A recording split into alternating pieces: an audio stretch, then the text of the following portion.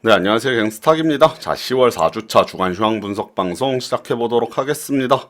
자, 이번 주 주요 이슈 먼저 살펴볼 텐데, 자, 증시에 지금 가장 불안한 이슈가 이제 브렉시트 관련된 이슈라고 할 수 있겠죠. 자, 그래서 지난주에 영국에서 EU에 3개월 연기 요청 서한을 보냈습니다. 그래서 EU가 일단은 연기에는 합의를 했는데, 자, 얼마나 연기를 해줄지는 뭐 다음 주가 돼야지 기한이 나올 것으로 보이고요. 자, 연기가 일단 된다고 하니까 요 이슈는 어느 정도 조금 넘어갔습니다. 뒤에 가면 다시 또 이슈 불거지겠지만 뭐 원활한 브렉시트를 위해서 지금 연기 합의된 상태.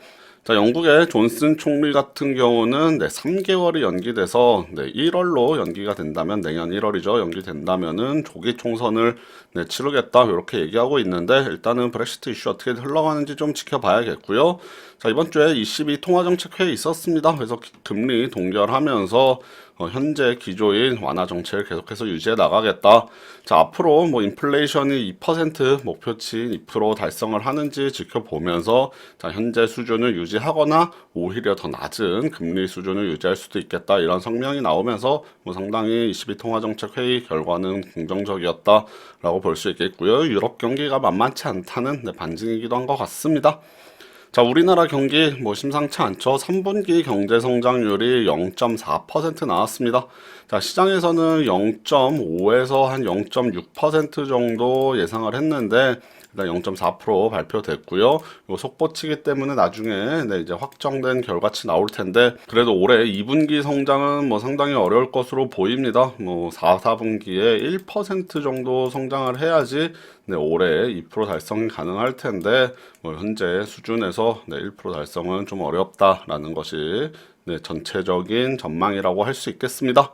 자, 북한이 일단 미국과 회담이 잘 진행이 안 되면서 뭐 김정은 위원장이 이번에 금강산 시설을 철거해라 뭐 보기 싫다 이런 얘기를 나오면서 한국 정부에서 상당히 당혹감을 보였는데 일단 북한과 또 협의를 해보겠다 뭐 남측과 협의를 해서 철거를 해라 이렇게 지시했기 때문에 앞으로 요 이슈도 어떻게 전개가 되어 갈지 뭐 관심을 갖고 지켜봐야겠고요.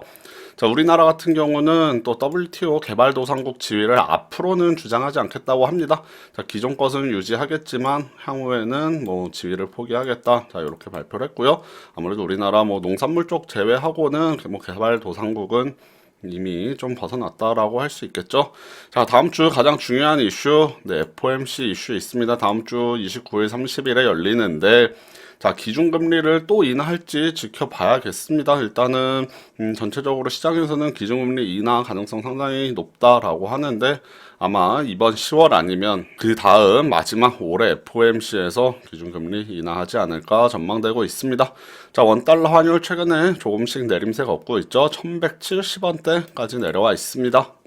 자, 이번 주 주식시장 움직임 한번 볼 텐데, 자, 코스피 같은 경우는 이번 주 1% 이상 올랐습니다. 그래서, 27포인트, 2100선을 가까이 두고 있는데, 자, 2100선 넘어설지 이따가 차트 한번 간략하게 보도록 하겠고요.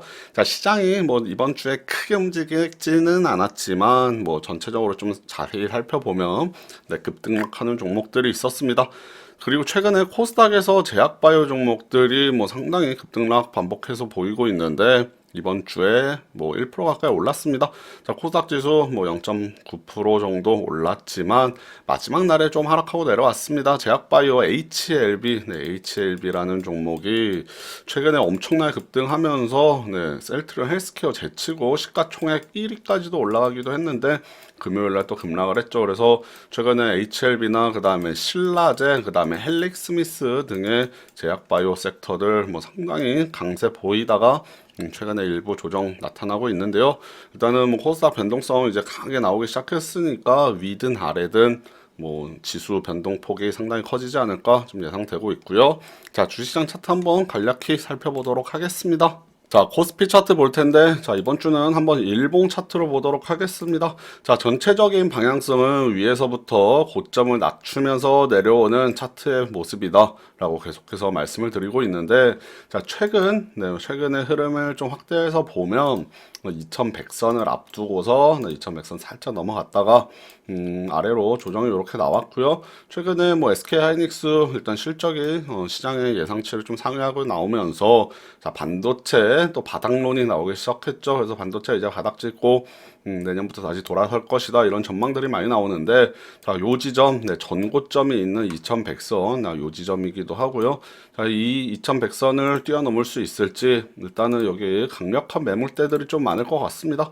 자, 크게 확대해 놓고 보시면은 2100선 뭐 그동안 시장이 하락하면서 요 정도의 매물이 뭐 상당히 많다라고 할 수 있겠는데 2100선 넘어서 일단은 시장이 요 크게 무너졌던 지점이죠. 2200선.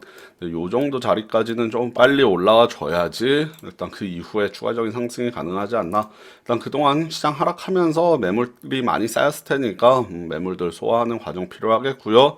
자, 글로벌 이슈들 뭐 그다음에 국내 경기 이슈 또 불거지면 시장이 좀 하락할 수도 있는데 지금은 상당히 중요한 위치에 있다. 2100선 돌파를 하느냐 아니면 여기를 돌파하지 못하고 또 아래로 쭉 밀려나느냐 상당히 중요한 위치다. 자, 이렇게 말씀드리도록 하겠습니다. 자, 코스닥 지수 같은 경우는 코스피가 한 8월달, 9월달 상승할 때 코스피에 비해서 코스닥은 강하게 올라가지 못했다라고 말씀을 드렸는데 최근 제약바이오 수급이 조금 살아나면서 코스닥 지수가 그래도 최근에는 코스피보다는 좀 좋은 모습입니다. 자, 일단은 뭐 코스피는 전고점에 지금 걸렸다라면은 코스닥 같은 경우는 이제 전고점을 살짝 뛰어넘었죠.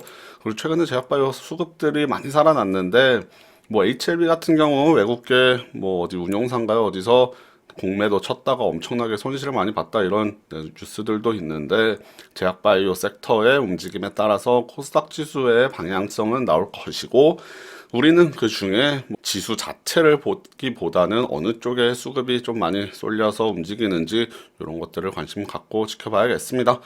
최근에는 대부분 뭐 수급들이 제약바이오로 쏠려 있기 때문에 그런데 일단은 이쪽에서 또 어느 정도 조정이 나온다면 뭐 그 돈이 빠져나가기보다는 다른 섹터로 또 쏠릴 가능성이 있으니까 어느 쪽들이 흐름이 좋은지 관심을 갖고 계속 찾아보는 것이 중요하다라고 말씀드리면서 뭐 이번 주에는 중요한 이슈가 아주 많았다라고 보기는 어려운데 다음 주에 일단 브렉시트 연기 얼마나 되는지 그 다음에 FOMC 결과 어떻게 나오는지 관심을 갖고 그 다음에 지켜보면서 투자 전략 세워보시면 될 것 같습니다. 네, 그럼 오늘 방송 이렇게 짧게 마치고 다음 주 10월 5주차 되겠네요. 10월 5주차 주간 시황 분석 방송으로 뵙도록 하겠습니다. 네, 감사합니다.